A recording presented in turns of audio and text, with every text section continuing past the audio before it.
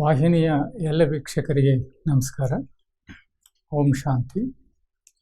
ಈ ದಿನ ನಾವು ಭಗವದ್ಗೀತೆಯ 8ನೇ ಅಧ್ಯಾಯವಾಗಿರ್ತಕ್ಕಂಥ ಅಕ್ಷರ ಬ್ರಹ್ಮಯೋಗ ಅಂಥೇಳಿ ನಾವು ಕರಿತೀವಿ. ಹೇಗೆ ನಮ್ಮ ಜೀವನದಲ್ಲಿ ಮತ್ತು ಆಧ್ಯಾತ್ಮಿಕ ಬದುಕಿನಲ್ಲಿ ನಾವು ಈ ಅಧ್ಯಾಯವನ್ನು ಅಧ್ಯಯನ ಮಾಡಿದ ಮೇಲೆ ಯಾವ ರೀತಿಯಲ್ಲಿ ನಾವು ಅರ್ಥ ಮಾಡ್ಕೊಳ್ಬೇಕು ಅನ್ನೋದನ್ನು ಸ್ವಲ್ಪ ತಿಳ್ಕೊಳ್ಳೋಣ. ಇನ್ನು ನಟ್ಶೆಲ್ ಅಂತೇಳಿ ಕರಿತೀವಿ. ಅಂದರೆ ಸಾರ ರೂಪದಲ್ಲಿ ತಿಳ್ಕೊಳ್ತಕ್ಕಂಥ ಪ್ರಯತ್ನವನ್ನು ನಾವು ಮಾಡೋಣ. ಇಲ್ಲಿ ಅಕ್ಷರ ಬ್ರಹ್ಮ ಯೋಗ ಅಂತೇಳಿ ಕರೆಯಲಾಗ್ತದೆ. ಹಾಗೆಯೇ ಈ ಅಧ್ಯಾಯದಲ್ಲಿ ನಾವು ವಿಶೇಷವಾಗಿ ಆಧ್ಯಾತ್ಮ ಎಂದರೇನು ಅಂತೇಳಿ ಮೊದಲನೇ ಪ್ರಶ್ನೆಯನ್ನು ಇಲ್ಲಿ ಎತ್ತಲಾಗ್ತದೆ. ಗೀತಾಚಾರ್ಯನಾಗಿರ್ತಕ್ಕಂಥ ಭಗವಂತ ಅದಕ್ಕೆ ಉತ್ತರವನ್ನು ಕೊಡ್ತಾ ಹೇಳ್ತಾನೆ, ಆತ್ಮನ ಆದಿ ಮಧ್ಯ ಅಂತ್ಯವನ್ನು ಅಧ್ಯಯನ ಮಾಡೋದನ್ನ ಆಧ್ಯಾತ್ಮ ಅಂತೇಳಿ ಕರೆಯಲಾಗ್ತದೆ. ಅಂದರೆ ಆತ್ಮನ ಸ್ವರೂಪವಿರ್ಬೋದು, ಅಥವಾ ಆತ್ಮನ ಅಂತರಂಗದಲ್ಲಿರ್ತಕ್ಕಂತಹ ಶಕ್ತಿಗಳಿರ್ಬೋದು, ಹಾಗೆಯೇ ಆತ್ಮನ ಅಂತರಂಗದಲ್ಲಿರ್ತಕ್ಕಂತಹ ಮನಸ್ಸು ಮತ್ತು ಬುದ್ಧಿ ಮತ್ತು ಸಂಸ್ಕಾರಗಳು ಹೇಗೆ ಕೆಲಸ ಮಾಡ್ತಿದೆ, ಅದರಲ್ಲೂ ವಿಶೇಷವಾಗಿ ಸಂಸ್ಕಾರದ ಬಗ್ಗೆ, ಅಂದರೆ ಮೆಮೊರಿ ಅಂತೇಳಿ ಕರಿತೀವಿ, ಅಥವಾ ದಾಖಲೆಗಳು ಅಂತೇಳಿ ಕರಿತೀವಿ, ಇಲ್ಲ ಪಾಪ ಪುಣ್ಯದ ಮೊತ್ತ ಅಂತೇಳಿ ಕರೆಯಲಾಗ್ತದೆ. ಇದ್ರ ಬಗ್ಗೆ ವಿಶೇಷವಾಗಿ ಚಿಂತನೆ ಮತ್ತು ವಿವೇಚನೆಯನ್ನು ಇಲ್ಲಿ ಮಾಡಲಾಗ್ತದೆ. ಎರಡನೇದಾಗಿ ಕರ್ಮ ಎಂದರೇನು ಅಂತೇಳಿ, ಇಲ್ಲಿ ಕರ್ಮ, ಅಕರ್ಮ, ವಿಕರ್ಮ, ಸುಕರ್ಮ ಅಂತೇಳಿ ನಾವು ಕರಿತೀವಿ. ಇಲ್ಲಿ ಕರ್ಮ ಅಂತ ಹೇಳಿದಾಗ ಆಕ್ಷನ್ ಅಂತೇಳಿ ಕರೆಯಲಾಗ್ತದೆ. ಅಥವಾ ಈ ಸೃಷ್ಟಿಯಲ್ಲಿ ನಡೀತಕ್ಕಂಥ ಎಲ್ಲ ಘಟನೆಗಳೇನಿದೆ ಅವುಗಳನ್ನು ನಾವು ಕರ್ಮಗಳಂತೇಳಿ ಕರಿತೀವಿ. ಅಂದರೆ ಆತ್ಮನು ಈ ಶರೀರದಲ್ಲಿ ಇದ್ದುಕೊಂಡು ಮಾಡ್ತಕ್ಕಂತಹ ಎಲ್ಲ ಕ್ರಿಯೆಗಳು ಅವು ಯಾವುದೇ ಇರ್ಬೋದು, ಸ್ಥೂಲ ಅಥವಾ ಸೂಕ್ಷ್ಮ ಕ್ರಿಯೆಗಳು. ಈಗ ಸ್ಥೂಲ ಕ್ರಿಯೆಗಳಂದರೆ ಬಿಹೇವಿಯರ್ ಅಂತೇಳಿ ಕರಿತೀವಿ, ಅಂದರೆ ವರ್ತನೆಗಳಂತೇಳಿ ಕರಿತೀವಿ. ಅಂದರೆ ನಮ್ಮ ಇಂದ್ರಿಯಗಳ ಮೂಲಕ ಘಟಿಸ್ತಕ್ಕಂತಹ ಯಾವುದೇ ಕ್ರಿಯೆಗಳನ್ನು ನಾವು ಕರ್ಮ ಅಂತೇಳಿ ಕರಿತೀವಿ, ಸ್ಥೂಲ ಕರ್ಮಗಳಂತೇಳಿ ಕರಿತೀವಿ. ಹಾಗೆಯೇ ಮನಸ್ಸಿನಲ್ಲಿ, ಅಂದರೆ ಮನಸ್ಸು ಮತ್ತು ಬುದ್ಧಿ ಸಂಸ್ಕಾರದಲ್ಲಿ ಯಾವ ಕ್ರಿಯೆಗಳು ನಡೆದಿದೆ, ಆಲೋಚನೆ, ವಿವೇಚನೆ, ವಿವೇಕ, ಶುಭ ಸಂಕಲ್ಪ, ಅಶುಭ ಸಂಕಲ್ಪ, ಒಳ್ಳೆಯ ಕೆಟ್ಟ, ಹೀಗೆ ಪಾಪಕರ್ಮ, ಹಲವಾರು ರೀತಿಯಾಗಿರ್ತಕ್ಕಂಥ ಸಂಕಲ್ಪಗಳು ನಡೀತದೆ. ಇವುಗಳನ್ನು ನಾವು ಕರ್ಮ ಅಂತೇಳಿ ಕರಿತೀವಿ. ಹಾಗಾಗಿ ಇಲ್ಲಿ ಕರ್ಮ ಅಂತ ಹೇಳಿದರೆ ಆ್ಯಕ್ಷನ್ ಅಂತೇಳಿ ನಾವು ತಿಳ್ಕೊಂಡ್ವಿ, ಅಥವಾ ವರ್ತನೆಗಳಂತೇಳಿ ತಿಳ್ಕೊಂಡ್ವಿ. ಎರಡನೇದಾಗಿ ನಾವು ವಿಕರ್ಮಗಳಂತೇಳಿ ಕರೆಯಲಾಗ್ತದೆ. ಇಲ್ಲಿ ವಿಕರ್ಮ ಅಂತ ಹೇಳಿದರೆ ನಮ್ಮಿಂದ ಘಟಿಸ್ತಕ್ಕಂತಹ, ಅಂದರೆ ಪಂಚೇಂದ್ರಿಯಗಳ ಮೂಲಕ ಮತ್ತು ಶರೀರದ ಮೂಲಕ ಯಾವುದನ್ನು ನಾವು ವ್ಯಕ್ತಪಡಿಸ್ತೇವೆ ಅವೆಲ್ಲವೂ ಇನ್ನೊಬ್ಬರಿಗೆ ದುಃಖವನ್ನು ಕೊಡೋದಾದರೆ, ಅಥವಾ ಇನ್ನೊಬ್ಬರ ಹಿಂಸೆಗೆ ಕಾರಣ ಆದರೆ, ಅದು ಪ್ರಕೃತಿಯ ಹಿಂಸೆ ಇರ್ಬೋದು, ಪ್ರಾಣಿಗಳ ಹಿಂಸೆ ಇರ್ಬೋದು, ಅಥವಾ ಮನುಷ್ಯನಿರ್ಬೋದು, ಯಾರಿಗೇ ಇರ್ಬೋದು. ಈ ಜಗತ್ತಿನಲ್ಲಿ ನಾವು ಪಂಚೇಂದ್ರಿಯಗಳ ಮೂಲಕ ಯಾವುದನ್ನು ವ್ಯಕ್ತಪಡಿಸ್ತೀವಿ ಅಭಿವ್ಯಕ್ತಗೊಳ್ತದೆ. ಅಭಿವ್ಯಕ್ತಗೊಂಡಂತಹ ಕ್ರಿಯೆಗಳು ಪ್ರಕೃತಿ, ಮನುಷ್ಯ, ಪ್ರಾಣಿ ಯಾರಿಗಾದರೂ ಇರ್ಬೋದು. ಈ ವಿಶ್ವದಲ್ಲಿ ಒಂದು ರೀತಿಯ negative altitude and negative effects ಅಂತೇಳಿ ನಾವು ಕರಿಬೋದು. ಅಂದರೆ ನಕಾರಾತ್ಮಕವಾಗಿರ್ತಕ್ಕಂಥ ಪರಿಣಾಮಗಳನ್ನು ಬಿದ್ದಾಗ ಅದನ್ನು ನಾವು ವಿಕರ್ಮ ಅಂತೇಳಿ ಕರಿತೀವಿ. ಹಾಗೆ ಸುಕರ್ಮ ಅಂತೇಳಿ ಕರೆಯಲಾಗ್ತದೆ. ಸುಕರ್ಮ ಅಂತ ಹೇಳಿದರೆ ನಾವು ಯಾವ ಕರ್ಮಗಳನ್ನು ಮಾಡಿದಾಗ ನನಗೆ ಸುಖವನ್ನು ಕೊಡ್ತದೆ, ಅನ್ಯರಿಗೂ ಸುಖವನ್ನು ಕೊಡ್ತದೆ, ಇನ್ನೊಬ್ಬರ ಬದುಕಿಗೆ ಮಾರ್ಗದರ್ಶನವಾಗ್ತದೆ, ಇನ್ನೊಬ್ಬರಿಗೆ ದೂರದೃಷ್ಟಿಯನ್ನು ತಿಳಿಸ್ಕೊಡ್ತದೆ, ಅವರ ಬದುಕಿನಲ್ಲಿ ಸಕಾರಾತ್ಮಕವಾಗಿರ್ತಕ್ಕಂಥ ಪರಿಣಾಮಗಳು ಉಂಟು ಮಾಡ್ತದೆ, ಅವೆಲ್ಲವನ್ನು ನಾವು ಸುಕರ್ಮ ಅಂತೇಳಿ ಕರಿತೀವಿ, ಅಥವಾ ಪಾಸಿಟಿವ್ ಕಾನ್ಷಿಯಸ್ನೆಸ್ ಅಂತೇಳಿ ಕರಿತೀವಿ, ಸಕಾರಾತ್ಮಕ ಚಿಂತನೆಯ ಪ್ರಜ್ಞೆ ಅಂತೇಳಿ ಕರಿತೀವಿ. ಸೊ ಈ ಎರಡೂ ವಿವರಿಸುವುದರ ಜೊತೆಗೆ ನೆಕ್ಸ್ಟ್ ಇನ್ನೊಂದನ್ನು ವಿವರಿಸ್ತಾನೆ ಅವನು ಅಕರ್ಮ ಅಂತ ಹೇಳ್ತಾನೆ. ಅಂದರೆ ಇಲ್ಲಿ ಅಕರ್ಮವನ್ನು ವಿವರಿಸುವಾಗ ಅವನು ಬ್ರಹ್ಮನ ಹಗಲು ಮತ್ತು ಬ್ರಹ್ಮನ ರಾತ್ರಿ ಅಂತೇಳಿ ಕರೀತಾನೆ. ಬ್ರಹ್ಮನ ರಾತ್ರಿ ಏನಿದೆ, ಅವನು ಗೀತಾಚಾರ್ಯನಾಗಿರ್ತಕ್ಕಂಥ ಭಗವಂತ ಇಲ್ಲಿ ಉತ್ತರಾಯಣ ಪುಣ್ಯ ಕಾಲ ಮತ್ತು ದಕ್ಷಿಣಾಯಣ ಕಾಲ ಅಂತೇಳಿ ಎರಡನ್ನು ವಿವರಿಸ್ತಾನೆ. ಕೃಷ್ಣ ಪಕ್ಷ ಮತ್ತು ಶುಕ್ಲ ಪಕ್ಷ, ಹಾಗೆಯೇ ಬ್ರಹ್ಮನ ಹಗಲು ಮತ್ತು ರಾತ್ರಿ, ಇವೆಲ್ಲವನ್ನು ಗಮನಿಸಿ ಅವನು ವಿವರಿಸ್ತಾ ಹೋಗ್ತಾನೆ. ಯಾವುದನ್ನು ನಾವು ಉತ್ತರಾಯಣ ಪುಣ್ಯಕಾಲ ಅಂತೇಳಿ ಕರಿತೀವಿ, ಅಂದರೆ ಸೂರ್ಯನು ಉತ್ತರಾಯಣದ ಕಡೆ ಚಲಿಸ್ತಾ ಇರ್ತಕ್ಕಂಥ ಸಮಯದಲ್ಲಿ ದೇವತೆಗಳು ಎಚ್ಚರಗೊಂಡಿರ್ತಾರೆ. ಆಗ ಎಚ್ಚರಗೊಂಡಿದ್ದಾಗ ಆ ಸಮಯದಲ್ಲಿ ಸಕಾರಾತ್ಮಕ ಪರಿಣಾಮಗಳು ಅಥವಾ ಸಕಾರಾತ್ಮಕ ಕರ್ಮಗಳು ಉಂಟಾಗ್ತದೆ. ಯಾವಾಗ ಬ್ರಹ್ಮನ ಹಗಲು ಇರ್ತದೆ, ಅಂದರೆ ಅಂಧಕಾರ ಇರ್ತದೆ, ಎಲ್ಲಿ ನೋಡಿದ್ರೂ ಸಹಿತವಾಗಿ ಅಜ್ಞಾನ ಇರ್ತದೆ, ಆ ಅಜ್ಞಾನದ ಸಮಯದಲ್ಲಿ ಮಾಡ್ತಕ್ಕಂಥ ಎಲ್ಲ ಕರ್ಮಗಳು ಸಹಿತವ ಕುಕರ್ಮ ಅಥವಾ ವಿಕರ್ಮಗಳಾಗ್ತದೆ ಅಂತ. ಅಂದರೆ ಬ್ರಹ್ಮನ ಹಗಲು ಅಂತ ಹೇಳಿದರೆ ಬ್ರಹ್ಮ ಈ ಸೃಷ್ಟಿಯಲ್ಲಿ ದಿವ್ಯ ಅಲೌಕಿಕ ಅವತರಣೆ ಮಾಡಿ ನಮ್ಮೆಲ್ಲರಿಗೂ ಜ್ಞಾನವನ್ನು ಕೊಟ್ಟು ನಮ್ಮ ಆತ್ಮದ ಜಾಗೃತಿಯನ್ನುಂಟು ಮಾಡಿದಾಗ ಅದು ಬ್ರಹ್ಮನ ಹಗಲಾಗಿರ್ತದೆ. ಆಗ ನಾವು ಮಾಡ್ತಕ್ಕಂತಹ ಜ್ಞಾನದ ಆಧಾರದ ಮೇಲೆ ಮಾಡ್ತಕ್ಕಂಥ ಎಲ್ಲ ಕರ್ಮಗಳನ್ನು ನಾವು ಸಕಾರಾತ್ಮಕ ಕರ್ಮಗಳಂತ ಹೇಳಿ ಕರಿತೀವಿ. ಬ್ರಹ್ಮನ ಹಗಲು ಅಂತ ರಾತ್ರಿ ಅಂತ ಹೇಳಿದರೆ ದ್ವಾಪರ ಮತ್ತು ಕಲಿಯುಗ, ಈ ಯುಗದಲ್ಲಿ ನಮಗೆ ಜ್ಞಾನ ಇರೋದಿಲ್ಲ, ಪರಮಾತ್ಮ ಈ ಸೃಷ್ಟಿಯಲ್ಲಿ ಇರೋದಿಲ್ಲ. ಆಗ ನಾವು ಮಾಡ್ತಕ್ಕಂತಹ ಅಜ್ಞಾನದ ಮೂಲಕವಾಗಿ ಮಾಡ್ತಕ್ಕಂಥ ಕರ್ಮಗಳನ್ನು ನಾವು ವಿಕರ್ಮ ಅಂತ ಹೇಳಿ ಕರಿತೀವಿ. ಅಂದರೆ ಅಕರ್ಮ ಯಾವಾಗ ನಡೀತದೆ ಅಂದರೆ ಸತ್ಯ ಮತ್ತು ತ್ರೇತಾಯುಗ, ಅದನ್ನು ಬ್ರಹ್ಮನ ಹಗಲಿ ಅಂತ ಹೇಳಿ ಕರಿತೀವಿ. ಆದರೆ ಸಂಗಮಯುಗವನ್ನು ಬ್ರಹ್ಮನ ಹಗಲು ಅಂತ ಹೇಳಿ ಕರಿತೀವಿ. ಆದರೆ ಈ ಸತ್ಯ ಮತ್ತು ತ್ರೇತಾಯುಗದಲ್ಲಿ ಒಳ್ಳೆಯದು ಇರೋದಿಲ್ಲ, ಕೆಟ್ಟದ್ದು ಇರೋದಿಲ್ಲ. ಆ ಎರಡರ ನಡುವೆ ಇರತಕ್ಕಂತಹ ಅಕರ್ಮವನ್ನು ಮಾಡೋದ್ರಿಂದ ಅದರಿಂದ ಇನ್ನೊಬ್ಬರಿಗೆ ದುಃಖವೂ ಆಗೋದಿಲ್ಲ, ಇನ್ನೊಬ್ಬರಿಗೆ ಏನು ತೊಂದರೆನೂ ಆಗೋದಿಲ್ಲ. ಅಂತಹ ಕರ್ಮಗಳೇನಿರ್ತದೆ ಅಕರ್ಮಗಳು, ದೇವತೆಗಳು ಮಾಡ್ತಕ್ಕಂತಹ ಕರ್ಮಗಳೆಲ್ಲವೂ ಅಕರ್ಮಗಳಂತ ಹೇಳಿ ಅನ್ನಿಸ್ಕೊಳ್ತದೆ. ಹಾಗಾಗಿ ಇದನ್ನು ವಿವರವಾಗಿ ಅವನು ವಿವರಿಸ್ತಾನೆ. ನಾವು ಸಕಾರಾತ್ಮಕ ಕರ್ಮಗಳನ್ನು ಮಾಡಬೇಕು, ಅಥವಾ ಶುಭ ಚಿಂತನೆ ಶುಭ ಕಾರ್ಯಗಳನ್ನು ಮಾಡಬೇಕು, ಅಥವಾ ನಮ್ಮ ವರ್ತನೆಗಳೆಲ್ಲವೂ ಸಹಿತ ಜ್ಞಾನವ ಆಧಾರವಾಗಿರಬೇಕು, ಅಥವಾ ಭಗವಂತನ ನೆನಪಿನಲ್ಲಿ ನಾವು ಕರ್ಮಗಳನ್ನು ಮಾಡಬೇಕು ಅನ್ನೋದನ್ನು ಅಲ್ಲಿ ವಿವರಿಸ್ತಾನೆ. ಅದಕ್ಕೋಸ್ಕರವಾಗಿ ಇಲ್ಲಿ ಬ್ರಹ್ಮನ ಹಗಲು ಅಂತ ಹೇಳಿದಾಗ ಅಥವಾ ಅದು ಸಂಗಮ ಯುಗದಲ್ಲಿ ಅಂತ ಹೇಳಿದಾಗ ಭಗವಂತ ಈ ಸೃಷ್ಟಿ ಬಂದು ನಮಗೆ ಜ್ಞಾನವನ್ನು ಕೊಟ್ಟು ನಮ್ಮ ಚಿಂತನೆಗಳನ್ನು, ಆಲೋಚನೆಗಳನ್ನು, ನಮ್ಮ ಕರ್ಮಗಳನ್ನು, ನಮ್ಮ ವರ್ತನೆಗಳನ್ನು ಅವನು ಪಾಪಕರ್ಮಗಳಿಂದ ಪುಣ್ಯಕರ್ಮಗಳನ್ನಾಗಿ, ಪತಿತ ಕರ್ಮಗಳಿಂದ ನಾವು ಪುಣ್ಯಕರ್ಮಗಳನ್ನಾಗಿ ಪರಿವರ್ತನೆಯನ್ನು ಮಾಡ್ತಾರೆ. ಅಂದರೆ ಆ ಕರ್ಮಗಳಿಂದ ವಿಕರ್ಮಗಳಿಂದ ಸುಕರ್ಮಗಳನ್ನಾಗಿ ಪರಿವರ್ತನೆ ಮಾಡ್ತಾ ಹೋಗ್ತಾರೆ. ಹಾಗೆಯೇ ಇನ್ನೂ ಸಹಿತವಾಗಿ ಮುಂದುವರೆದು ವಿಶೇಷವಾಗಿ ಅಂತಿಮತಿ ಸೋಗತಿ ಎನ್ನುವ ಮಾತನ್ನು ಇಲ್ಲಿ ಹೇಳ್ತಾ ಹೋಗ್ತಾನೆ. ಇಲ್ಲಿ ಅಂತಿಮತಿ ಸೋಗತಿ ಹೇಳೋದಕ್ಕಿಂತ ಮೊದಲು ಇಲ್ಲಿ ಆದಿಭೂತ, ಆದಿದೈವಿಕ ಮತ್ತು ಆದಿ ಯಜ್ಞ ಅನ್ನೋದನ್ನು ವಿವರಿಸ್ತಾ ಹೋಗ್ತಾರೆ.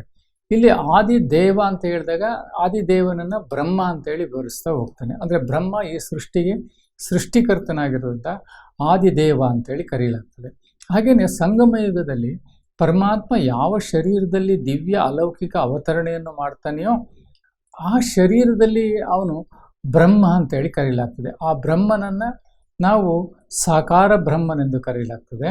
ಹಾಗೆಯೇ ಆ ಬ್ರಹ್ಮ ಶರೀರ ಬಿಟ್ಟಾಗ ಆಕಾರಿ ಬ್ರಹ್ಮನೆಂದು ಕರೆಯಲಾಗ್ತದೆ. ಅಂದರೆ ಶಬ್ದ ಬ್ರಹ್ಮ ಮತ್ತು ಆಕಾರಿ ಬ್ರಹ್ಮ ಮತ್ತು ನಿರಾಕಾರಿ ಬ್ರಹ್ಮ ಅಂತೇಳಿ ಕರೆಯಲಾಗ್ತದೆ. ಈ ಮೂರು ಬ್ರಹ್ಮನ ಸ್ಥಿತಿಗಳನ್ನು ಅದರಲ್ಲಿ ವಿವರಿಸಲಾಗ್ತದೆ. ಹಾಗಾಗಿ ನಾವಿಲ್ಲಿ ಅರ್ಥ ಮಾಡ್ಕೊಳ್ಬೇಕಾದ್ರೆ ಏನಂತ ಹೇಳಿದರೆ, ಪರಮಾತ್ಮ ಅವಜಾನಂತಿಮ ಮೂಢ ಮನುಷ್ಯತನ ವಾಶತಂ. ಅಂದರೆ ಪರಮಾತ್ಮ ನಿರಾಕಾರ ಲೋಕದಿಂದ ಅವನು ತನ್ನ ಪರಿಚಯವನ್ನು ಕೊಡ್ತಾನೆ. ನಾನು ಹೇಗಿರ್ತೀನಿ ಅಂತೇಳಿ, ಸೂಕ್ಷ್ಮಾತಿ ಸೂಕ್ಷ್ಮನಾಗಿರ್ತೀನಿ, ನಿರಾಕಾರನಾಗಿರ್ತೀನಿ, ನಾನು ಅವ್ಯಕ್ತನಾಗಿರ್ತೀನಿ. ನಾನು ಅವ್ಯಕ್ತನಾಗಿರ್ತಕ್ಕಂಥ ಪರಮಾತ್ಮನು ಈ ಸೃಷ್ಟಿಯಲ್ಲಿ ಬರಬೇಕು ಅಂತ ಹೇಳಿದರೆ ನಾನು ಒಂದು ವೃದ್ಧ ಮಾನವನ ಶರೀರದಲ್ಲಿ ಅವಜಾನಂತಿಮ ಮೂಢ ಮನುಷ್ಯತನ ವಾಶತಂ. ಅಂದರೆ ಮನುಷ್ಯನ ತನುವನ್ನು ಆಶ್ರಯಿಸಿ ನಾನು ಬರ್ತೀನಿ. ಆ ಆಶ್ರಯಿಸಿ ಬಂದಂಥ ತನುವನ್ನೇ ಆದಿದೇವ ಅಂತೇಳಿ ಕರೆಯಲಾಗ್ತದೆ. ಹಾಗೆಯೇ ಶಬ್ದ ಬ್ರಹ್ಮ ಅಂತೇಳಿ ಕರೆಯಲಾಗ್ತದೆ. ಹೀಗೆ ಶಬ್ದ ಬ್ರಹ್ಮ ಮತ್ತು ಅವ್ಯಕ್ತ ಬ್ರಹ್ಮ, ಈ ಬ್ರಹ್ಮನೇ ಅವ್ಯಕ್ತ ಸ್ವರೂಪವನ್ನು ಪಡೆದಾಗ ಅವನನ್ನು ನಾವು ಅವ್ಯಕ್ತ ಬ್ರಹ್ಮ ಅಂತೇಳಿ ಕರಿತೀವಿ. ಹಾಗೆಯೇ ನಿರಾಕಾರ ಬ್ರಹ್ಮ ಅಂದರೆ ಆ ಬ್ರಹ್ಮನು ಪರಮಧಾಮಕ್ಕೆ ತಲುಪಿದಾಗ ಅಥವಾ ಶಿವಬಾಬರವರನ್ನು ಸಹಿತವಾಗಿ ನಾವು ಅಪರ ಬ್ರಹ್ಮ ಅಂತೇಳಿ ಕರಿತೀವಿ. ಅಂದರೆ ಈ ಸೃಷ್ಟಿಯಿಂದ ದೂರ ಆಗಿರ್ತಕ್ಕಂಥವನು ಅಥವಾ ಪರಮಧಾಮದ ನಿವಾಸಿ ಅಂತೇಳಿ ಕರೆಯಲಾಗ್ತದೆ. ಹೀಗೆ ಇದನ್ನು ವಿವರಿಸ್ತಾ ಅಂತಿಮತಿ ಸೋಗತಿಯನ್ನು ಬಹಳ ವಿಸ್ತಾರವಾಗಿ ಅವನು ವಿವರಿಸ್ತಾ ಹೋಗ್ತಾನೆ. ಇಲ್ಲಿ ಅಂತಿಮತಿ ಸೋಗತಿಯನ್ನು ಯಾತಕ್ಕೋಸ್ಕರ ವಿವರಿಸ್ತಾನೆ ಅಂದರೆ ಅಕ್ಷರ ಬ್ರಹ್ಮಯೋಗ. ಅಂದರೆ ನಾವು ಯಾವ ರೀತಿಯಲ್ಲಿ ಶರೀರವನ್ನು ಬಿಡಬೇಕು ಅನ್ನುವುದನ್ನು ವಿಸ್ತಾರವಾಗಿ ವಿವರಿಸಲಾಗ್ತದೆ. ಅಂದರೆ ಮೊದಲು ಪ್ರಾಕ್ಟೀಸ್ ಮಾಡಬೇಕಂತ ಹೇಳ್ತಾನೆ. ಏನು ಪ್ರಾಕ್ಟೀಸ್ ಮಾಡಬೇಕಂದ್ರೆ ಈ ಇಂದ್ರಿಯಗಳ ಮೇಲೆ ವಿಜಯವನ್ನು ಸಾಧಿಸಬೇಕು. ಇಲ್ಲಿ ಪ್ರಶ್ನೆ ಬರ್ತದೆ, ಇಲ್ಲಿ ಮನುಷ್ಯರು ಪದೇ ಪದೇ ಏಕೆ ಪುನರ್ಜನ್ಮವನ್ನು ಪಡಿತಾರೆ ಅಂತೇಳಿ. ಯಾಕೆ ಪುನರ್ಜನ್ಮವನ್ನು ಪಡಿಬೇಕು ಅಂತ ಹೇಳಿದರೆ, ಮನುಷ್ಯನು ರಾಗದ್ವೇಷಗಳಿಗೆ ವಶನಾಗಿ ಪಂಚೇಂದ್ರಿಯಗಳಿಗೆ ವಶನಾಗಿ ಅವನು ವಿಕರ್ಮಗಳನ್ನು ಮಾಡ್ತಾನೆ.